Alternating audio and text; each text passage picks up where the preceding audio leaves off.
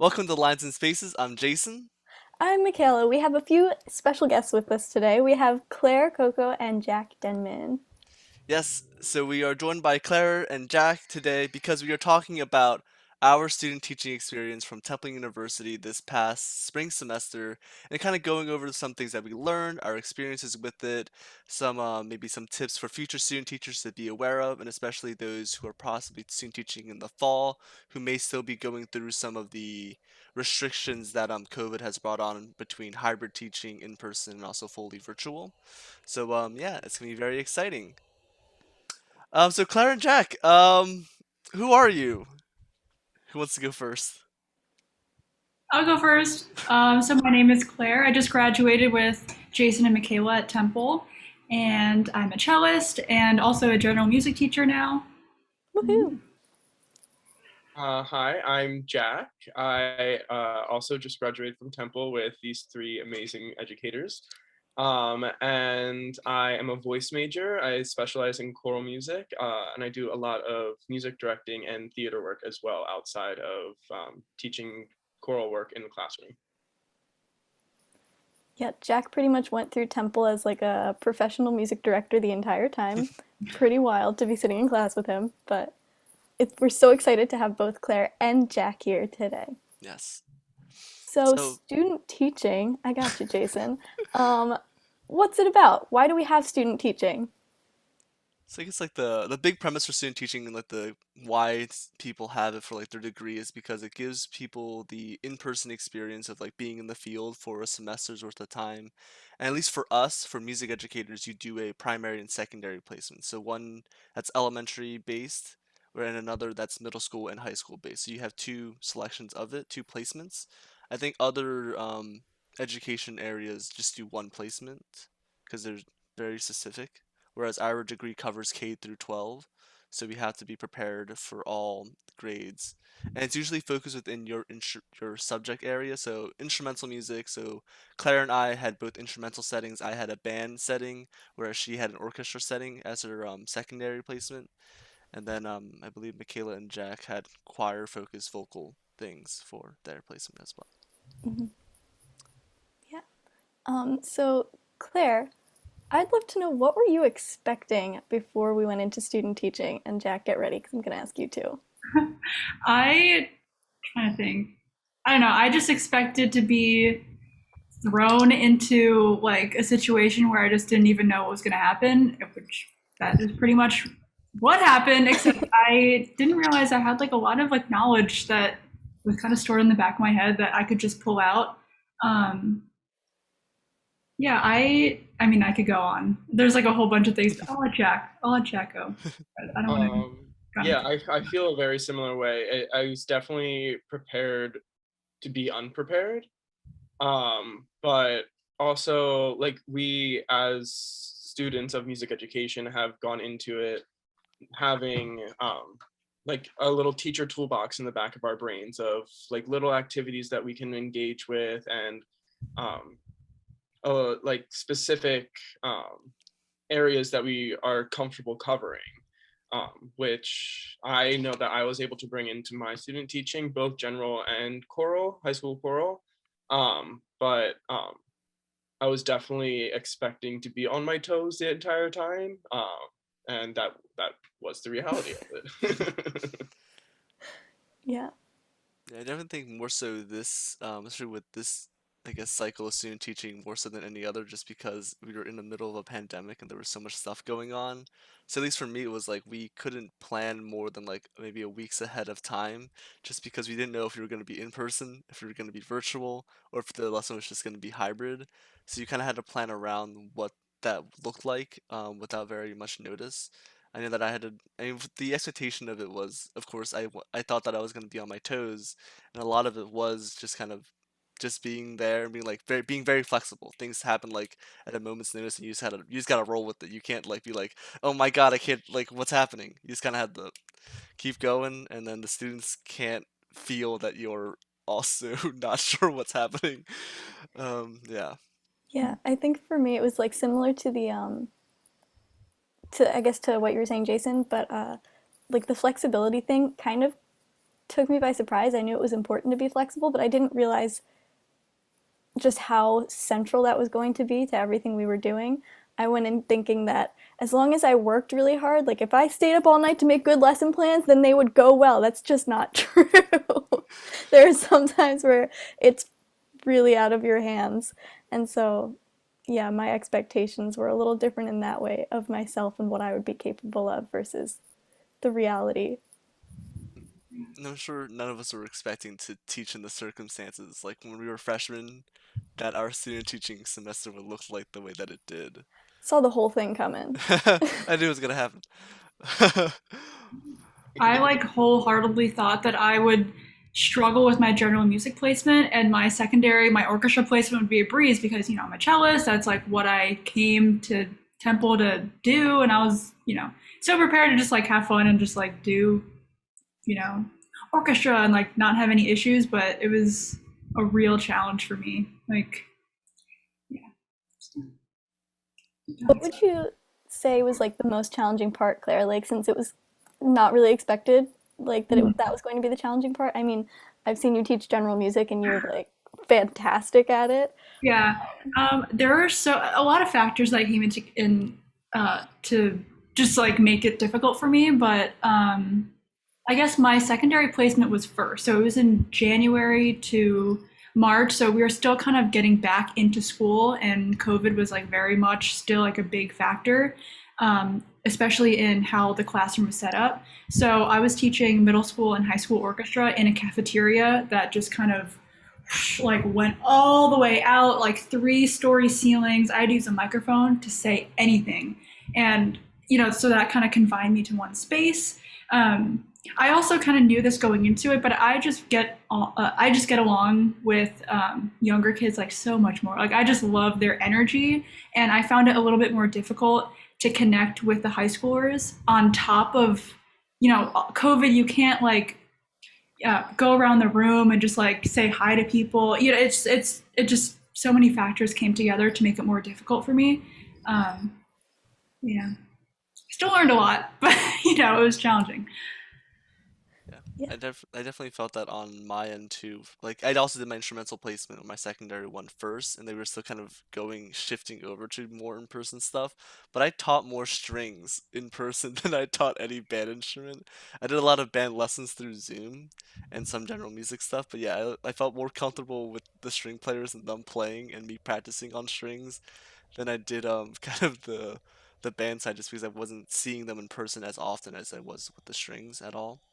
So that was definitely like a weird thing of like, oh, I thought I was gonna do this, but I ended up doing more of this, which is still nice. I learned a lot of things that I didn't know about, especially on instruments that I'd never touched, like cello and bass. No idea how those instruments function, so I spent like nights just like looking at the fingering and being like, okay, this is the stuff, this is how you do it, and watching videos of people playing those instruments.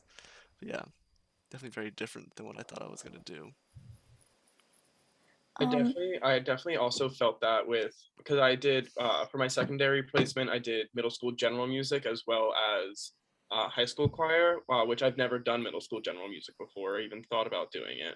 Um, no, I definitely thought about doing it, but um, I've never been in a situation where I was teaching middle school general music, and it was just a really cool experience where I got to um, really see music through the students' eyes more so, of more of a colloquial way of going about music and seeing how music affects them in a way that they can later grow on appreciating music more, not even just wanting to perform, but more appreciating it in their own life.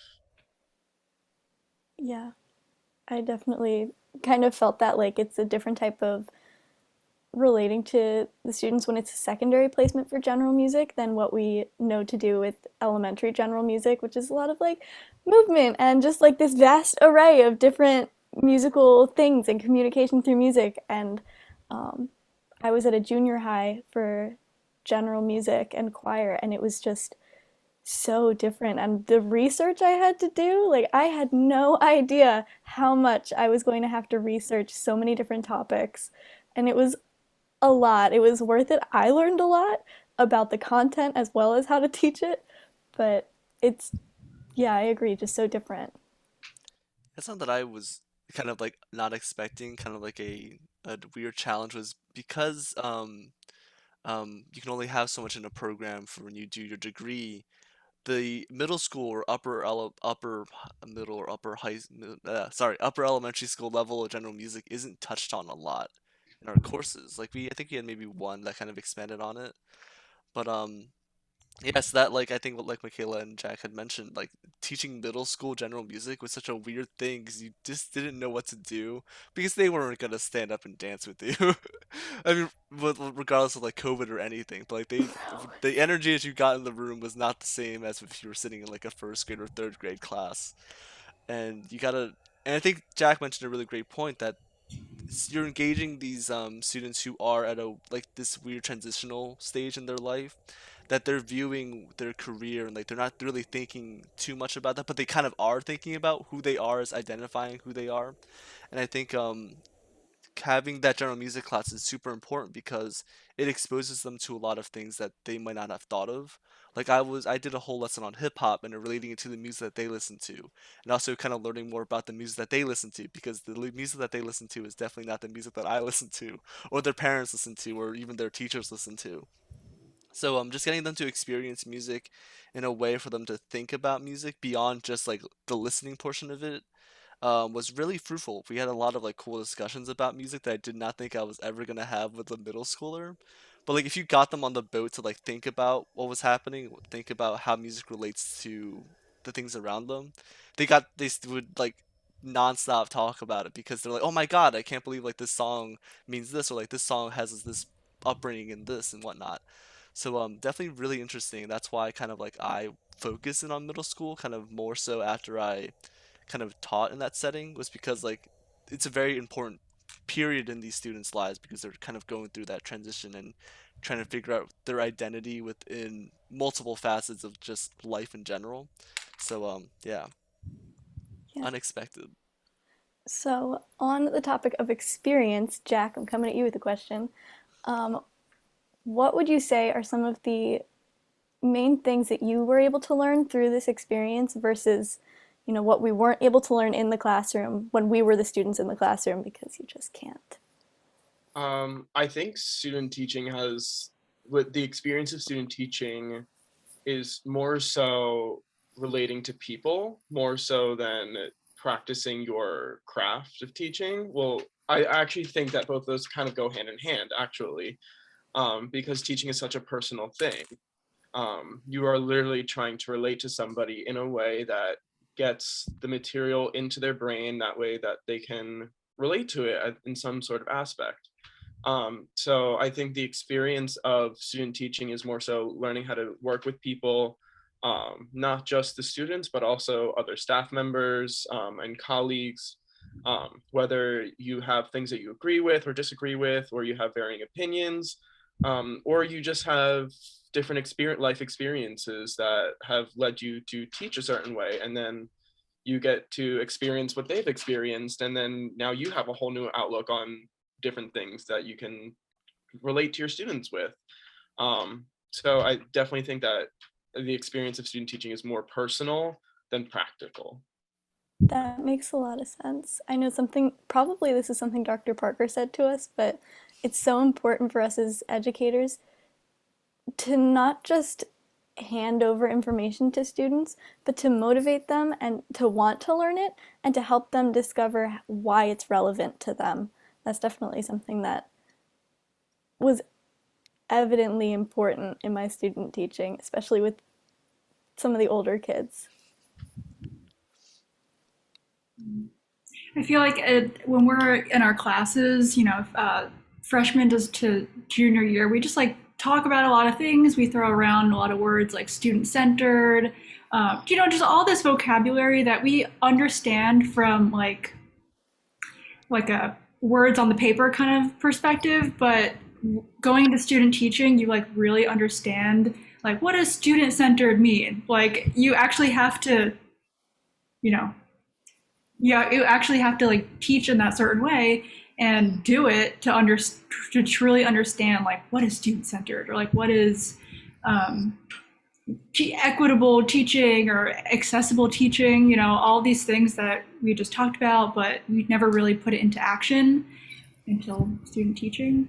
I also, another random thought, also really learned the importance of um, building relationships with students outside of things that are music related. On the first day of student teaching for my general music placement, I just talked about all the video games that I like to play, and the middle schoolers loved it. Like they were private messaging me about, do you play this game? Do you play? You know, I just, if you're able to connect with them outside of music first, it just makes a world of a difference. So yeah, that's what I learned. Yeah, definitely agreed with Claire there. I think for my when I was doing my primary placement in we did mainly through Google Meets, and for the first week I didn't do anything. I was observing my host teacher, my co-op, and they kind of had like a Q&A session with me for the first 5 minutes of class. And that Q&A session was so important because everything that I kind of said about like myself, they asked me questions about, like Clara said, what video do you play video games? Do you play Roblox? What music do you listen to? Like what's your instrument, blah blah blah, and all those things. Or just like, or even like how old I was, and those things like stuck with them. Like how I responded to them and how I interacted with them and the energy that I put in was what they remembered. So like a week after that point when we did the Q&A session, they remembered like, "Oh my God, you played this," and like blah blah blah. And they were starting to get excited to work with me because I put the energy in the beginning with just talking to them.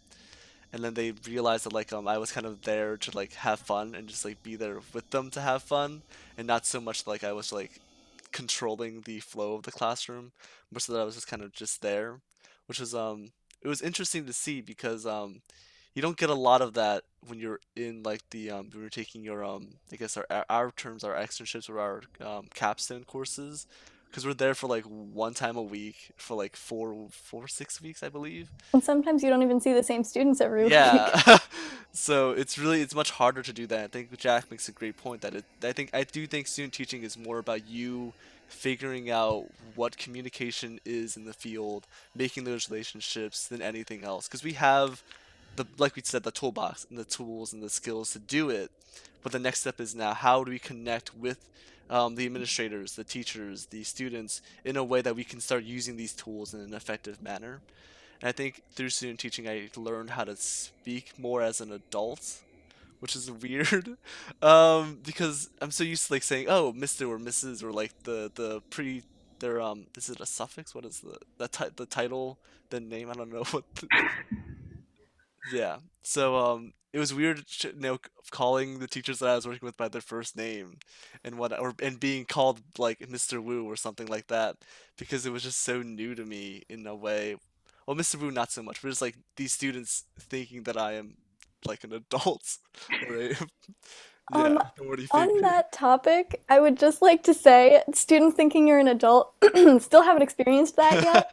On my last my last few days at my elementary placement, um, some of the students they just had so many questions all of a sudden, and they were like, "You can't leave. We haven't even seen the bottom half of your face." I was like, "That's a good point." And they were like, "What's your first name?" I was like, "Miss." And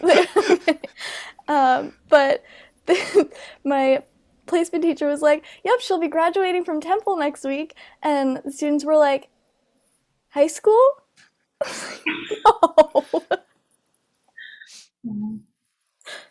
Oh, honey, I have a degree now. I, they all thought I was like 16, so for better or for worse. So Jason, coming at you with a question. Yes. Did your student teaching experience change your philosophy at all about music education? I think it definitely did. I think my philosophy for music education was always about like when I first wrote it up in our like freshman year first course AML, assessment for music learning. For those of you that don't know, it's kind of the intro course that we take to go over music education. It was definitely more focused on excellence and like performance achievement and like trying to get students to that level of like achievement and performance, both in like their instrument, their voice type of thing, and less focus on like the discovery of what that means. So I definitely throughout my time at Temple and after my student teaching focused in more on kind of that journey aspect of like, well, what is music to the individual and not so much we view music as an experienced musician, and just kind of viewing it from the student's perspective of what that means. And then something that I gained out of student teaching that kind of like flipped everything and kind of made me think even deeper was, I think Claire mentioned it earlier, like in classes when we're like in college, they talk about equity, they talk about student-centered learning, they talk about multimodal teaching and all these different terms. I mean, we learn about them and we use them to a certain degree. But it wasn't until I got into the student teaching field and started talking with my colleagues that I was working with and seeing the students that I realized that like equity has changed so much, and like how students view diversity, how students view themselves as individuals within like a larger community has changed vastly than when I was in like going through my music program, because that was very performance focused. Whereas now just seeing how students react to the things you say or the music they listen to or the things that are happening in the world, how do you work through that? Because of course we know a lot of things have happened within the past year between the pandemic and everything that students are dealing with. So how do you help them? How do you rationalize what is happening in the world within your classroom, make it relevant for them to learn? And that's kind of what I kind of got into. Like, what is my job as a 21st century educator within this new environment that we were not expecting to be in, and how can I impact them in a way that's meaningful so that they can grow and become. I guess the goal in all education is to become, I guess, the like a functioning citizen in the world type of thing, or like a world citizen, as I like to call it. So that was really interesting. And of course, like with the pandemic brought up a whole idea of like equity that I never thought about. Like, how do you design a lesson that's supposed to be in person for individuals who are at home to the same level of degree as as a student in person? Like there's like when I first did it, I was like, oh, impossible. The students in person are always going to get more of the lesson than someone who's at home, or somebody who's like kind of like at home and also like in person, like flipping back and forth. It's always just gonna There's always gonna be that imbalance between how you design the lesson. But and I thought, well, this is kind of like the whole idea of like universal design, like why we have certain design things in the classroom. Like we're just now thinking about it from like a space of like grander beyond the classroom. Like what does that mean? And I don't have the answer for this yet. I know that it's sounding like that I've had this like great like opening in my mind, Epiphany. like, epiphany, that I had figured it out. But no, it was like a very slow process. Like for my first couple lessons, I definitely felt like, oh, the students who are with me are gaining more out of it. So I started adding in different resources that could be accessed online so that students could access it. But then you'd run into the problem of like internet and not being able to access certain files and whatnot. And you're like, okay, well, what can I do now? Like, can I send things home to them, type of thing, just that they aren't kind of just left behind. I think was the most important thing. And I think towards the end of my time there at both my placements, it got better, but definitely not to the degree where I felt like that it that that they were getting the exact same level of connection and experience that they would have gotten if they were in the classroom, because we're now thinking beyond what they have in the classroom. So a lot of words to say that I learned a lot in student teaching, and there's a lot more that I had to kind of discover about what diversity, equity, and inclusivity means for me as a teacher to the student, I guess is what I'm summing it up as. But I'm going to toss this question to Claire about, I think Michaela's same question, like, did student teaching change your teaching philosophy from where it was? Yes, one of my friends, you may know who, said something very profound that it kind of really stuck in my head. And it's that we kind of learned how to teach kids music instead of teach music to kids. You know what I mean? It's like putting kids before the content. Mm, That is, I think that was the biggest change to my philosophy. It's kind of along the lines of what Jason said. But that was really the most impactful thing that I learned is just the importance of building relationships and letting students know that you like truly love, care about them, and that they can trust you, that they can come to you. You know, just kids before music or before any content. You know, that's just what I learned. It's mm, yeah, important. Yeah, I actually feel very much the same way. Probably about a year ago, I started to implement this idea of to the table into my teaching philosophy, where um, it's this idea that everybody has something to bring to the table, no matter what it is. It could be their music talent, that could be the thing that they bring to their table, or they might love photography and are great at that, or they're great at cooking, or they're athletic.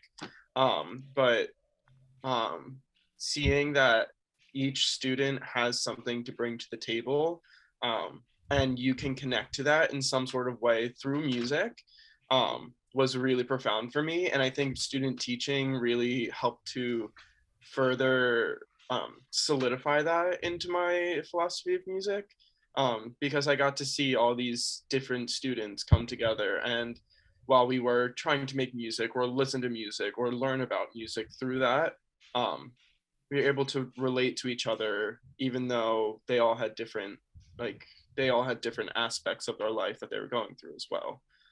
So really putting that student first and trying to relate to them in that way is really important, I think.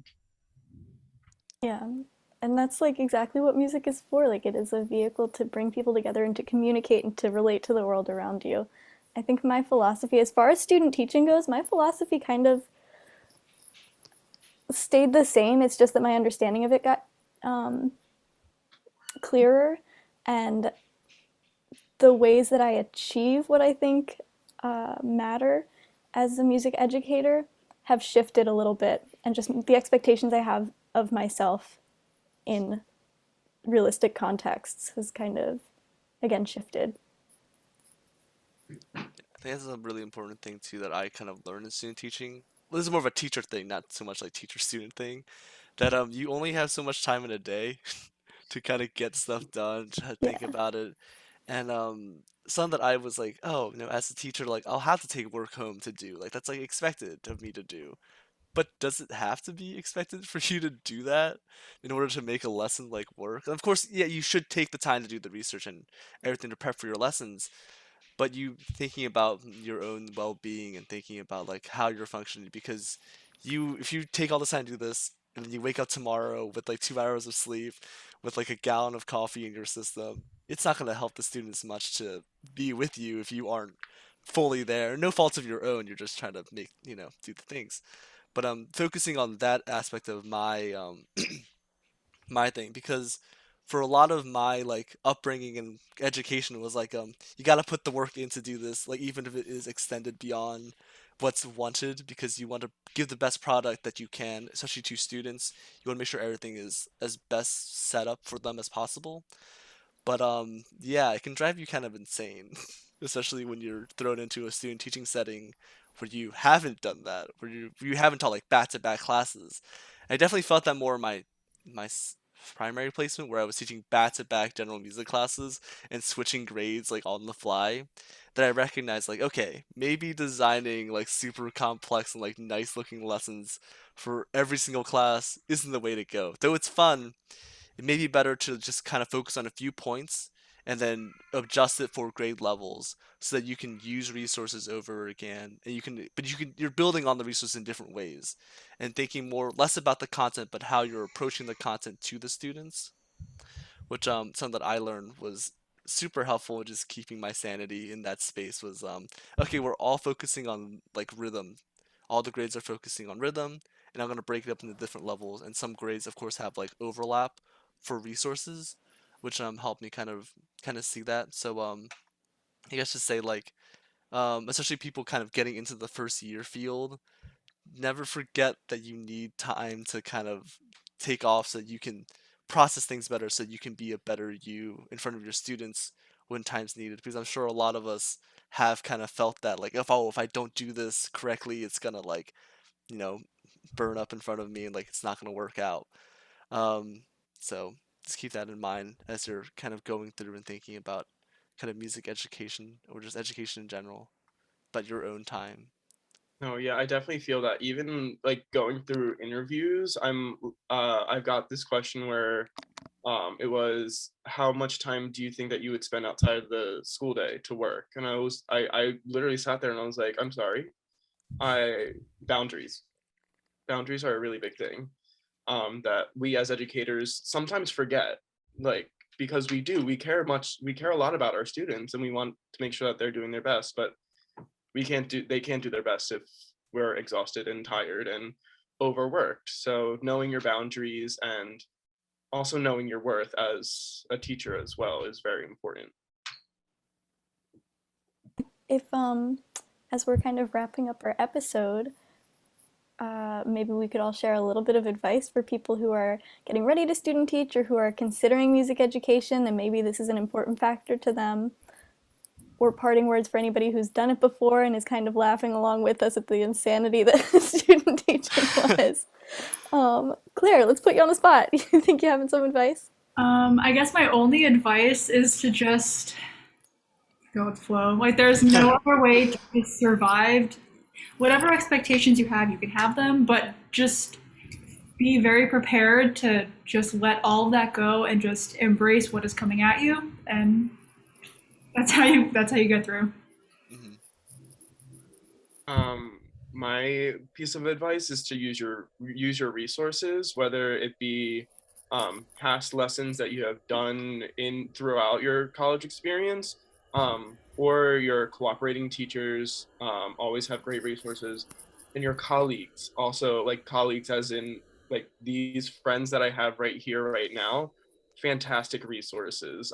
I have definitely shared resources with friends during the time that I was student teaching, and I have also asked for help as well. So use those resources; they're there to help you.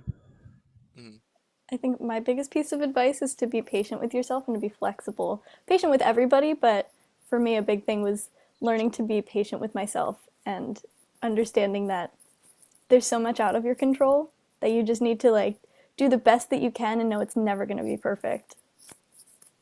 Yeah, I think you guys all kind of summed it up really nicely. Yeah. I guess my thing for like people going into student teaching, especially this coming fall, which could still be a little bit weird, is kind of like Claire said, be flexible, be able to adapt, and like just know that know a lot more than you think you do when you get there, and just be confident that you can approach it in that way. And it's okay to make mistakes, because the only way to really learn anything is to make those mistakes and acknowledge that, like, oh, I did that there. I should probably, well, what can I do to change it? And reflect on yourself frequently, and then even ask your friends to help reflect with you, or just kind of talk with your colleagues and your peers and your friends about what's happening, because I feel like that puts everything in perspective. Because like if you're just alone on your own island being like, oh my god, I'm not doing great, like I'm dealing with this, but I doubt all my other friends are dealing with it because they're so great and everything, They which you probably all are. are. You are all phenomenal, but like never think that you're alone in like your struggles.